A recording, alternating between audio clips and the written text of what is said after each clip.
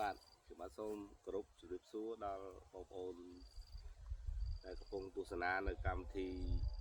ធ្វើបទបង្ហាញរបស់ខ្ញុំបាទនៅពេលនេះបាទថ្ងៃនេះដែលខ្ញុំមានកិត្តិយសសូមធ្វើការបង្ហាញជូននៅរបៀបរបបថែទាំដំណាំត្រេននៅវ័យលូតលាស់បាទ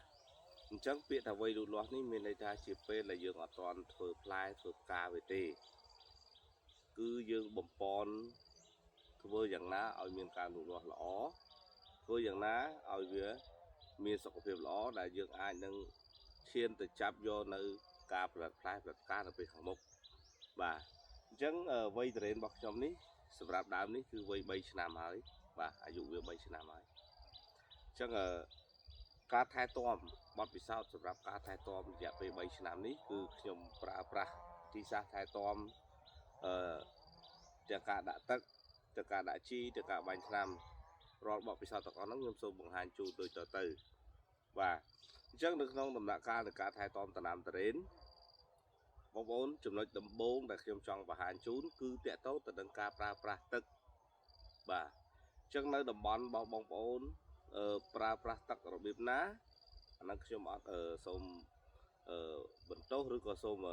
យកមកនិយាយទេខ្ញុំសូមនិយាយអំពីដំណើរការនៃការថែទាំដោយប្រើប្រាស់ទឹករបៀបរបស់ខ្ញុំហ្នឹងគឺខ្ញុំប្រើប្រាស់ទឹកជាលក្ខណៈរៀងរាល់ថ្ងៃបាទលក្ខណៈរៀងរាល់ថ្ងៃព្រោះដំណាំត្រេនជាដំណាំមួយដែលតម្រូវការស្រោចទឹកឲ្យបានត្រឹមត្រូវហើយគ្រប់គ្រាន់ល្អទៀតផងបាទអញ្ចឹងនៅវ័យថែទាំនេះសម្រាប់ដំណើរការនៃការដាក់ទឹកចំពោះរូបខ្ញុំគឺខ្ញុំប្រើប្រាស់ទឹកជារៀងរាល់ថ្ងៃបាទការស្រោចស្រពទឹករបស់ខ្ញុំរៀងរាល់ថ្ងៃហើយរៀងរាល់ព្រឹកផងដែរបាទខ្ញុំអត់ដែលដាក់ពេលរសៀលឬក៏ពេលល្ងាចទេហេតុផលដែលខ្ញុំមិនដាក់ពេលរសៀលពេលល្ងាចអានឹងការយល់របស់ខ្ញុំជឿថាអាចនឹងប៉ះពាល់ទៅដល់បងប្អូនផ្សេងដំណើរការនៃការដាក់ទឹកពេលព្រឹកនេះខ្ញុំយល់ឃើញថាដំណាំត្រេនគឺជាដំណាំមួយត្រូវការស្រោចទឹកដើម្បីគេហៅថាបង្កើននៃការលូតលាស់អញ្ចឹងកាលណាយើងដាក់ពេលព្រឹកហេតុផលអីបានដាក់ពេលព្រឹកល្អបងប្អូនចំពោះខ្ញុំយល់ថាដាក់ពេលព្រឹកល្អដោយសារពេលដែលយើងដាក់ទឹកពេលព្រឹកទៅអញ្ចឹងទឹកនេះគឺបាន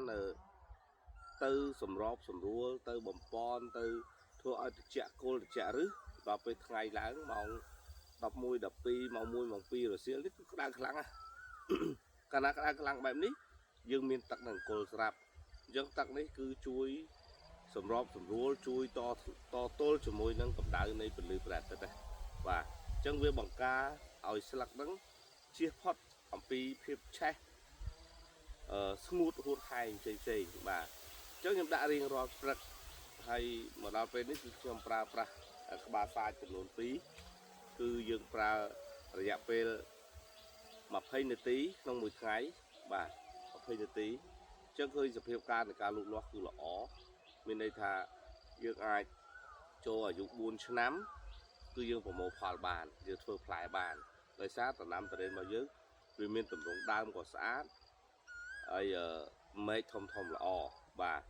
ហើយនេះចំពោះការដាក់ទឹកខ្ញុំសូមចែកម្លែកតទៅនឹងការប្រើប្រាស់ជីអញ្ចឹងចំពោះការប្រើប្រាស់ជីនៅនគរបងប្អូនគួរប្រើប្រាស់រៀងរាល់1ខែម្ដងបាទ1ខែម្ដងហើយសួរថា1ខែម្ដងងាប់ទេបងប្អូនខ្លះគាត់អាចនិយាយបានថា6ខែម្ដងឬក៏3ខែម្ដងឬក៏អ្នកខ្លះគាត់ហ៊ានទុកពេលរហូតដល់1ឆ្នាំម្ដងមិនអញ្ចឹងទេដំណាំត្រេនវាខុសពីដំណាំដទៃដូចជាដំណាំផ្សេងយើងប្រើ6ខែម្ដង3ខែម្ដង1ឆ្នាំម្ដងអាហ្នឹងដំណើរការហ្នឹងខ្ញុំគាត់ថាល្អតែដល់ពេលដំណាំត្រេនយើងអត់ធ្វើអញ្ចឹងបានទេគឺយើងប្រើប្រាស់1ខែម្ដងគឺជារឿងដែលល្អបំផុតប៉ុន្តែចំនួនជីដែលយើងដាក់ក៏វាទៅតាមចំនួនមួយសមស្របដែរយើងមិនមែនថាយើងដាក់1ខែម្ដងយើងដាក់ឧទាហរណ៍ថាដាក់ម្ដងកន្លះគីឡូដល់យើងគិតថា6ខែម្ដងយើងអាចដាក់រហូតដល់3គីឡូប៉ុន្តែដាក់3គីឡូវានឹងហូរចេញឬក៏វាមិនបានគ្រប់ចំនួនឬក៏វាអាចថាត្រេនយើងយកអត់អស់ទេឬក៏ជ្រុលជីទៅវាអាចទៅជា រលួយឬអីផ្សេងចឹងទៅអញ្ចឹងគោលការណ៍របស់ខ្ញុំគឺខ្ញុំប្រើប្រាស់ជីមួយខែម្ដងបាទមួយខែម្ដងគឺតាមទម្រង់ដើមតូចយើងដាក់តិចដើមធំយើងដាក់ច្រើនអាយុ3ឆ្នាំប៉ុណ្ណេះខ្ញុំដាក់រហូតដល់1គីឡូក្នុងមួយលើកអញ្ចឹងមួយខែម្ដងមួយខែ1គីឡូបាទចូលវ័យ3ឆ្នាំតែបើវ័យក្រោមហ្នឹងយើងអាចបន្ថយតាមហ្នឹងហើយវ័យកាន់តែធំក៏យើងតម្លើងតាមហ្នឹងផងដែរហើយមួយវិញទៀតតកតងទៅនឹងការបាញ់ថ្នាំលើស្លឹកបាទដំណើរការនៃការប្រើប្រាស់សារធាតុចិញ្ចឹមជីបំពន់ឬក៏ថ្នាំពុលទៅលើស្លឹកបងប្អូនគួរប្រើប្រាស់រៀងរាល់មួយសប្តាហ៍ម្ដងបាទមួយសប្តាហ៍ម្ដងបើបងប្អូនរវល់យើងអាច8ថ្ងៃ9ថ្ងៃអញ្ចឹងទៅតែมันអាចឲ្យលើសពី10ថ្ងៃទេបាទមូលហេតុអីចំពោះសារធាតុចិញ្ចឹមយើងអាចនិយាយបានថាវាហួសបន្តិចបន្តួចអត់អីទេតែបើសិនជាតកតទៅនឹងថ្នាំសត្វល្អិតបើសិនជាបងប្អូនហួសគឺខកហើយបាទខកយ៉ាងម៉េចសត្វល្អិតគឺវារងចាំតែយើងចន្លោះពេលទេតែកាលណាយើងចន្លោះពេលវេលាណាមួយដែលយើងប្រហែសយើងអត់នៅឬក៏យើងរវល់ធ្វើអីផ្សេងហួសពេលវេលានៃការប្រើប្រាស់ថ្នាំពុលនោះស្រួយរបស់យើងគឺត្រូវបានសត្វបំផ្លាញហើយអានេះគឺយើងអត់ចង់ឲ្យជួបចឹងទេហើយចំពោះស្លឹកចាស់ឲ្យអឺគ្នាផងដែរស្លឹកចាស់បើសិនជាយើងហួសពេលក៏ទទួលរងនឹងការបំផ្លាញពីសត្វល្អិតដែរសត្វល្អិតខ្ញុំសូមចែកចេញជាពីរសត្វល្អិតមានសត្វល្អិតបំផ្លាញស្លឹកប្រភេទស្លឹកនោះគឺបំផ្លាញស្លឹកចាស់ហើយនឹងសត្វល្អិតបំផ្លាញស្លឹកខ្ចីអញ្ចឹងសត្វល្អិតបំផ្លាញស្លឹកខ្ចីគឺវាបំផ្លាញតែស្លឹកខ្ចីទេវាអត់ទៅស៊ីស្លឹកចាស់ទេតែអ្វីដែលយើងអាចនឹងកត់សម្គាល់សត្វល្អិតដែលបំផ្លាញស្លឹកចាស់វានឹងអាចនឹងបំផ្លាញស្លឹកខ្ចីក្នុងករណីស្លឹកចាស់អស់ធម្មពលឬក៏អាចថាអស់សារធាតុដែលវាស៊ីអញ្ចឹងវានឹងមកបំផ្លាញស្លឹកខ្ចីដែរអញ្ចឹងដំណើរការនេះក៏សូមជូនចែកម្លែកថាការប្រើប្រាស់ថ្នាំសត្វល្អិតគឺទៀងទាត់តែម្ដងរៀងរាល់មួយសប្តាហ៍ម្ដងជារឿងដែលល្អប្រសើរបាទរីឯការបំពន់ស្លឹកដែលយើងប្រើប្រាស់ជីបំពន់នោះយើងអាចប្រើប្រាស់មួយសប្តាហ៍ម្ដងជាមួយនឹងថ្នាំពុលក៏បានឬក៏យើងអាចម្លងឧទាហរណ៍ថាបាញ់ថ្នាំពុលមួយសប្តាហ៍ម្ដងប៉ុន្តែបាញ់ថ្នាំជំនួយនឹងយើងអាចម្លងមួយសប្តាហ៍ឧទាហរណ៍ថាសប្តាហ៍នេះយើងដាក់លាយជាមួយនឹងថ្នាំជំនួយថ្នាំពុលសប្តាហ៍ក្រោយយើងមិនបាច់ដាក់ថ្នាំជំនួយទេហើយសប្តាហ៍មួយក្រោយមួយទៀតគឺយើងអាចដាក់ថ្នាំជំនួយបាននេះគឺជាការកេងចំណេញកុំឲ្យចំណាយធំពេកបាទព្រោះថ្នាំជីថ្នាំគឺយើងប្រើប្រាស់ថវិកាទៅទិញហើយនៅវគ្គលូតលាស់នេះផងដែរខ្ញុំជឿថាបងប្អូនប្រជាកសិករទូទៅមិនថាខ្ញុំមិនថាបងប្អូនទេគឺចំណាយលុយធំមួយសប្តាហ៍ម្ដងមួយឆ្នាំយើងប្រើប្រាស់52សប្តាហ៍មិនមែនតិចទេច្រើនទាំងថវិកាទិញថ្នាំទាំងការប្រើប្រាស់កម្លាំងពលកម្មបាទទាំងការទិញនៅសាំងឬក៏ប្រើប្រាស់ភ្លើងសម្រាប់អូសនៅម៉ូទ័របាញ់ក៏យើងចំណាយធំដែរអញ្ចឹង52សប្តាហ៍ក្នុងមួយឆ្នាំបើសិនជាអាចថា4ឆ្នាំយើងប្រើពេលរហូតដល់200សប្តាហ៍ជាងបាទ200សប្តាហ៍ជាងអញ្ចឹង200សប្តាហ៍ជាងនេះក៏វានឹងប៉ះពាល់ទៅលើប្រាក់ចំណាយរបស់បងប្អូននឹងខ្លាំងដែរអញ្ចឹងដល់ពេលឆ្នាំទី4ទៅយើងអាចមានលទ្ធភាពសម្រាប់បង្កើនផលយកមកទូទាត់នៅចំណាយរបស់យើងបាទអញ្ចឹងចំពោះដំណើរការនៃការប្រើប្រាស់ជីថ្នាំបាទខ្ញុំសូមចែកម្លែកបាទតើតើតើជីអីខ្លះដែលខ្ញុំប្រើថ្នាំអីខ្លះដែលខ្ញុំប្រើសម្រាប់ដំណើរការដាក់ជីរបស់ខ្ញុំដែលខ្ញុំប្រើជាប្រចាំសម្រាប់ដំណើរការលូតលាស់នេះគឺខ្ញុំប្រើចំនួន3មុខលេខបញ្ចូលគ្នាបាទដូចខ្ញុំធ្លាប់លើកឡើងនៅក្នុងការ live ក៏ដូចជាវីដេអូកន្លងមកដែរដំណើរការលូតលាស់ខ្ញុំប្រើ3មុខបញ្ចូលគ្នាគឺល្អមែនតើបាទល្អស្លឹកត្រេនយើងក្រាស់ល្អ